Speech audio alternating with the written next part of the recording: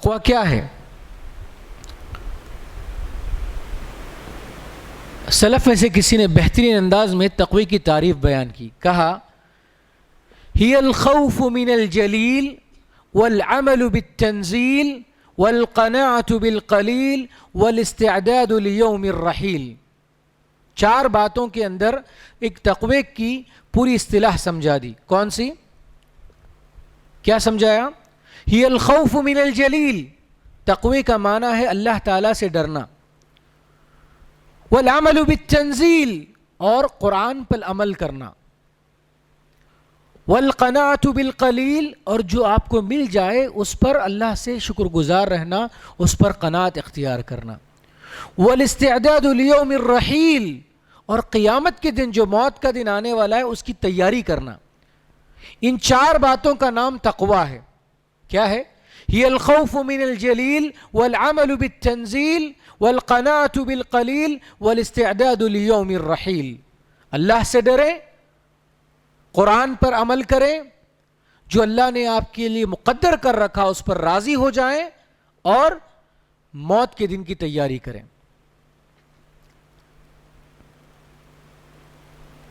اور اس کی تعریف بتاتے ہوئے ایک شاعر نے بڑے پیارے انداز میں کہا خل الذنوب صغيرها وكبيرها وهو التقى واصنعي كماشي فوق أرض الشوك يحذر ما يرى لا تحقرن من الصغيرة إن الجبال من الحصى۔ بڑے پیارے انداز میں تقوی کی اس نے تعریف کی اور کہا کہ تم چھوٹے بڑے گناہوں کو چھوڑ دو، ترک کر دو، یہی تقوی ہے۔ وَاصْنَعِي كَمَاشِي فَوْقِ أَرْضِ الشَّوْكِ يَحْذَرُ مَا يَرَى، اور آپ ایسے انسان بن جاؤ جو کانٹوں بھری وادی میں جس کا گزر ہو رہا ہو، اور وہ اپنے دامن کو، اپنے کپڑوں کو بچا کر چلتا ہے، اور جو اس کے سامنے آئے اس سے وہ ڈرتا ہے۔ کیوں؟ لا تحقرن من الصغیرۃ، چھوٹے چھوٹے گناہوں کو تم حقیر نہ سمجھو، فإن الجبال من الحصى، اس لیے کہ بڑے بڑے پہاڑ بھی چھوٹی چھوٹی کنکریوں سے مل کر بنا کرتے ہیں۔ تو تقوی کا مطلب کیا ہوا؟ کہ ہر گناہ کو آپ چھوڑ دیں۔ اللہ نے تقوی کی دو باتیں بتائی، واتقوا اللہ ما استطعتم یا ایھا الذین آمنوا اتقوا اللہ حق تقاتہ۔ آپ کی استطاعت کے مطابق تقوی کہاں اختیار کریں؟ آپ عبادتوں میں۔ نماز آپ کو پڑھنا ہے، اس نماز کے لیے جتنا آپ سے بہتر ہو سکتا آپ اپنا بیسٹ دیجئے، جو آپ بہتر کر سکتے ہیں وہ بہتر دیجئے۔ اللہ کے راہ میں صدقہ کرنا ہے، جتنا آپ کر سکتے ہیں اتنا کیجئے استطاعت کے مطابق۔ یہ کس میں؟ عبادتوں میں، اللہ کے اوامر کو بجا لانے میں۔ جبکہ یا ایھا الذین آمنوا اتقوا اللہ حق تقاتہ، اللہ سے جس طرح سے ڈرنا ہے اس طرح سے ڈرنا کب ہے؟ حرام کاموں میں۔ ایسا نہیں کہ زنا کا 5% کر لیا 90% چھوڑ دیا، نہیں۔ ولا تقربوا الزنا، آپ قریب ہی مت جاؤ۔ تو حرام کاموں میں تقوی کا مطلب کیا ہوا؟ شروع سے رک جائیں۔ جو چیز مکمل طور پہ بڑی حرام ہے اس کی قلیل بھی چیز حرام ہے۔ اب اس تقوی کی اہمیت قرآن میں کیا ہے؟ اللہ تعالیٰ نے وصیت کی ہے تقوی کی، وَلَقَدْ وَصَّيْنَا الَّذِينَ أُوتُوا الْكِتَابَ مِنْ قَبْلِكُمْ وَإِيَّاكُمْ أَنِ اتَّقُوا اللَّهَ۔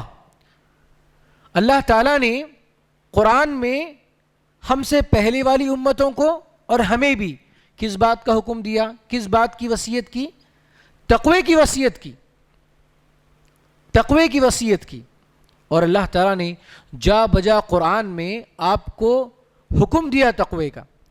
یہ جو آپ خطبہ جمعہ اور خطبہ حاجہ کے اندر آیتیں سنتے ہیں، اس میں کس کا ذکر ہے؟ تقوی کا ہی تو ذکر ہے۔ تو اسی لیے بار بار اللہ کیا کہہ رہا آپ سے؟ یا ایھا الذین آمنوا اتقوا اللہ حق تقاتہ ولا تموتن الا وانتم مسلمون۔ یا ایھا الناس اتقوا ربکم الذی خلقکم من نفس واحدہ وخلق منها زوجها وبث منهما رجالا كثيرا ونساء واتقوا الله الذي تساءلون به والارحام ان اللہ کان علیکم رقیبا۔ پھر فرمایا یا ایھا الذین آمنوا اتقوا اللہ وقولوا قولا سدیدا یصلح لکم اعمالکم ویغفر لکم ذنوبکم ومن یطع اللہ ورسولہ فقد فاز فوزا عظیما۔ کس کا حکم دیا جا رہا ہے؟ تقوی کا حکم دیا جا رہا ہے۔ تو قرآن نے تقوی کی وصیت بھی کی اور قرآن نے تقوی کا حکم بھی دیا. اب احادیث میں دیکھیں آپ, احادیث میں بے شمار جگہ اللہ کے نبی صلی اللہ علیہ وسلم کی دعائیں آپ کو ملے گی جس میں آپ نے تقوی کا ذکر کیا. کیا آپ میں سے کوئی بتا سکتے ہیں ایسی دعا آپ صلی اللہ علیہ وسلم کی جس میں تقوی کا ذکر ہے؟ بتائیے کوئی ایسی دعا ہو جو آپ کو یاد ہو جس میں تقوی کا ذکر ہو.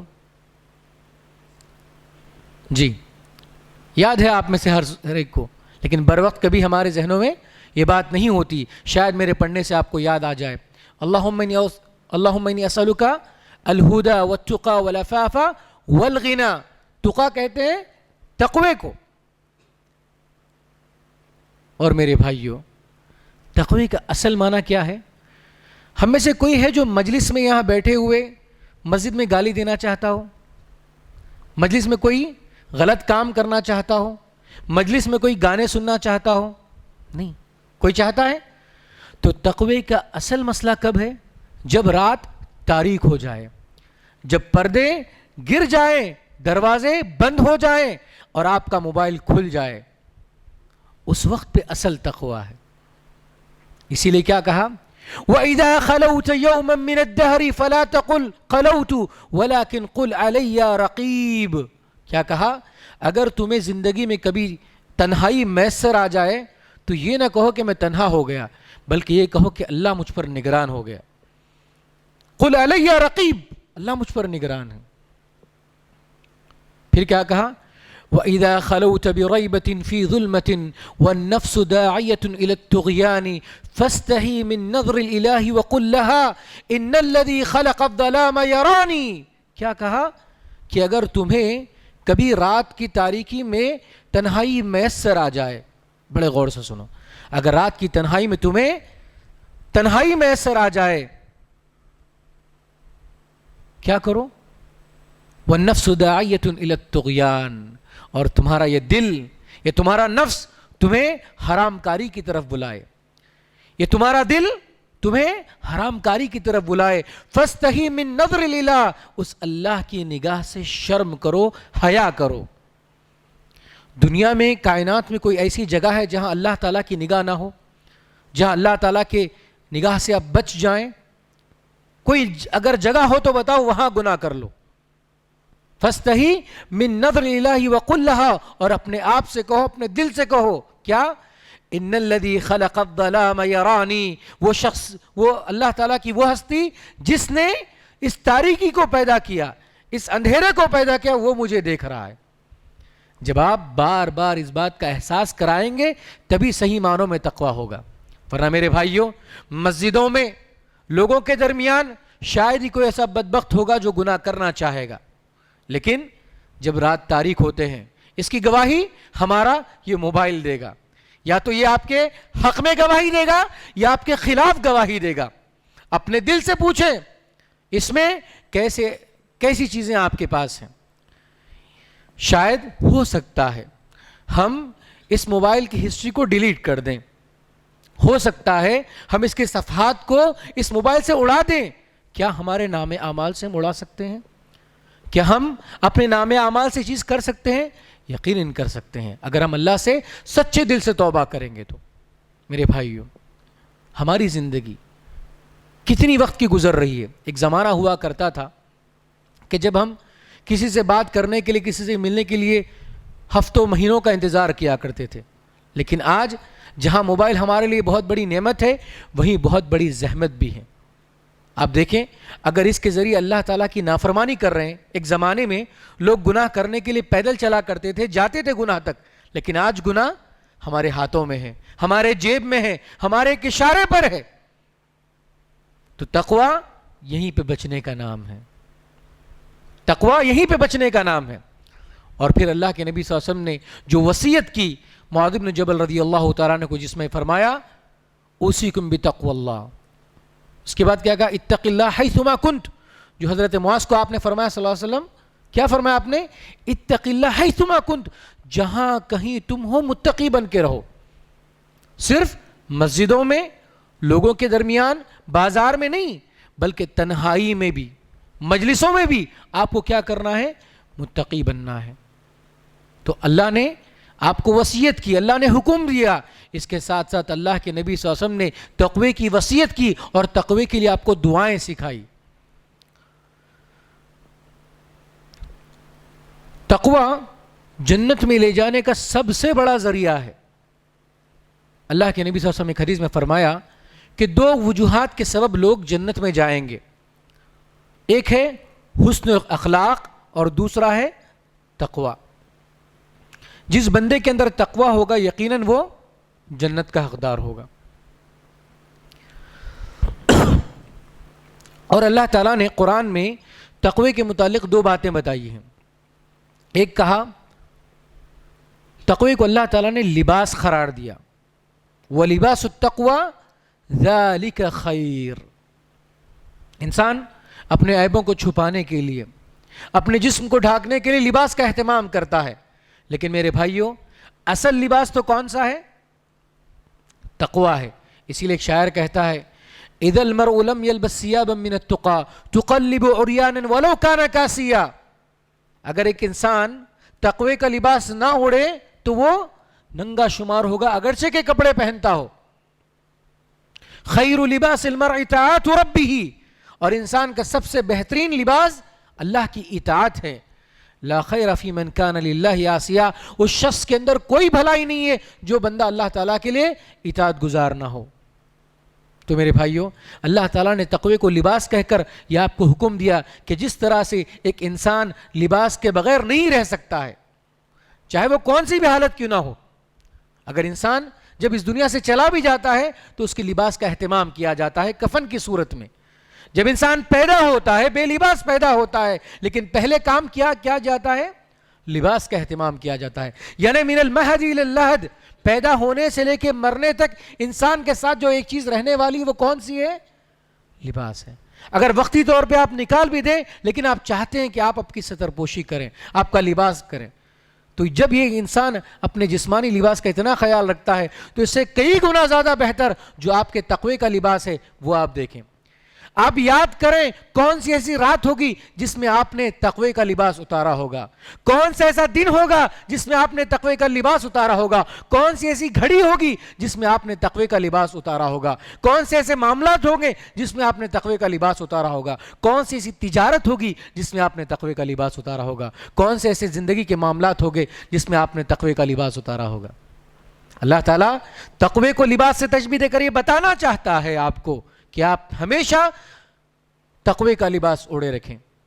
اگر آپ دنیا کے بہترین لباس بھی پہن لے, اگر تقوی کا لباس آپ کے پاس نہیں ہے تو یقین مانو میں آپ بے لباس ہو جائیں گے. اور اللہ تعالیٰ نے اس تقوی کو کہا کہ بہترین زاد راہ ہے. ایک انسان آخرت میں جانا چاہتا ہے. میرے بھائیوں بس ایک بات میں آپ سے پوچھتا ہوں, آخرت کی زندگی کتنی ہے؟ آخرت کی زندگی کتنی ہے؟ اگر ایک انسان سمندر میں اپنے انگلی کو ڈبو دے کتنے قطرے پانی لگے گا؟ چند قطرے لگیں گے. تو جو آدم علیہ السلام سے لے کر جو قیامت تک فرد آئے گا اس کی ساری زندگی ان قطروں میں سما جائے گی. جو بچی ہوئی زندگی ہے, جو بچا ہوا پانی ہے سمندر کا, وہ ساری زندگی کہاں کی ہے؟ آخرت کی ہے. تو ہم 2 دن کے سفر پہ جائیں, 4 دن کے سفر پہ جائیں, 1 مہینے کے سفر پہ جائیں, کتنا ساز و سامان لے جاتے ہیں؟ جتنے وقت کے لیے جاتے ہیں اتنا ساز و سامان لے کر جاتے ہیں.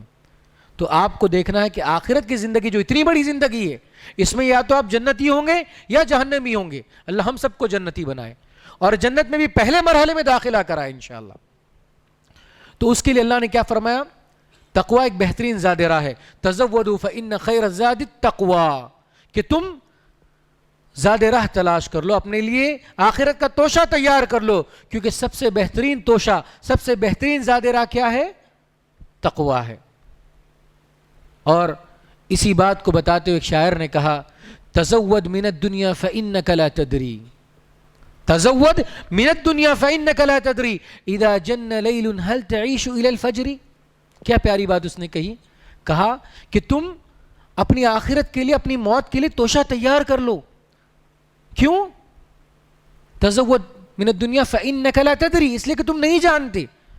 اذا جن لیل هل تعیش الى الفجر, جب رات تاریک ہو جائے تو کیا آپ زندہ رہ سکتے ہیں؟ کیا آپ کو یقین ہے کہ آپ زندہ رہیں گے؟ آپ کیا دعا پڑھتے ہیں نیند سے اٹھنے کے بعد؟ کون سی دعا ہے؟ الحمدللہ الذی احیانا بعدما اماتنا. اللہ آپ کو یہ نہیں کہہ رہا کہ میں نیند سے جاگا، کیا کہہ رہا آپ کو؟ موت سے ہم جاگے. کئی ایسے لوگ ہیں جو سو گئے اور ان کی وہ نیند آخری نیند ہو گئی، لیکن اللہ تعالیٰ نے ہم کو ایک نعمت پھر سے نوازی کہ اللہ تعالیٰ نے ہماری روحوں کو واپس ہمارے پاس لوٹایا.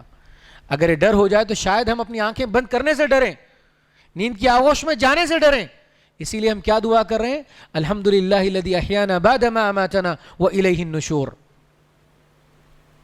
پھر کہا فکم من صحیح مات من غیر علت وکم من سقیم عاش حینا من الدہر. کتنے ایسے صحت مند ہیں جو بنا کسی بیماری کے اس دنیا سے چلے گئے، اور کتنے ایسے بیمار ہیں جو اپنی زندگی جیے جا رہے ہیں. میرے بھائیوں، انسان کی زندگی کوئی بھروسہ نہیں ہے. اسی لیے آپ تقوی کا اہتمام کریں. جو رمضان جہاں پہ انسان اپنے آپ کو بنانا جانتا ہے، اپنے آپ کی تربیت کرنا جانتا ہے، تو آپ تقوی کی تربیت اپنے اندر رکھیں. اس روزے کے ذریعے متقی بنے. اگر روزہ آپ کو متقی نہیں بنا رہا ہے تو کہیں نہ کہیں روزے میں آپ کی گڑبڑ ہے. اگر یہ نمازیں آپ کو متقی نہیں بنا رہے تو کہیں نہ کہیں آپ کی نمازوں میں کمی ہے. اگر آپ کے اذکار، آپ کی قرآن کی تلاوت، آپ کا سارا معاملہ جو آپ عبادت کے لیے کر رہے ہیں، اگر آپ کو متقی بننے پر مجبور نہیں کر رہا ہے تو کہیں نہ کہیں آپ کے اندر وہ چیز مسنگ ہے جس کی وجہ سے آپ کو صحیح معنوں میں متقی بننا ہے. تو اسی بات پر اپنی بات کو ختم کرتے ہوئے اللہ سے ہم دعا کرتے ہیں کہ اللہ تعالیٰ صحیح معنوں میں ہم کو متقی بنائے. اللہ تعالیٰ بار بار یہ آیتیں ہم سنتے ہیں میرے مولا کہ ہمیں متقی بننا چاہیے، متقی بننا چاہتے ہیں. اے اللہ ہمیں اس رمضان میں صحیح معنوں میں تقوی کا مزہ چکھا دے، ہمیں صحیح معنوں میں متقی بنا دے، ہمارے دل کو صحیح معنوں میں تجھ سے ڈرنے والا بنا دے. اے اللہ ہم گنہگار ہیں، خطا کار ہیں میرے مولا. اے اللہ ہمارے اتنے گناہ ہیں لیکن ہمارے گناہوں سے بڑھ کر تیری رحمت ہے میرے مولا. اے اللہ تو ہمیں معاف فرما. اے اللہ ہم سچے دل سے تنہائی میں تجھ سے جو گناہ کرتے تھے میرے مولا، آج اسی گناہوں کی معافی تجھ سے مانگتے ہیں میرے مولا. اے اللہ ہم نے چلتے پھرتے، اٹھتے بیٹھتے، جاگتے ہر وقت تجھ سے تیرے حق میں گناہ کیا ہے میرے مولا. اللہ تعالیٰ ہمیں معاف فرما دے. اللہ ان گناہوں سے، سارے گناہوں سے ہم کو معافی عطا کر. اللہ تعالیٰ ہمیں صحیح معنوں میں متقی بنا دے. آمین. وآخر الدعوانا الحمدللہ رب العالمین. جزاکم اللہ خیر.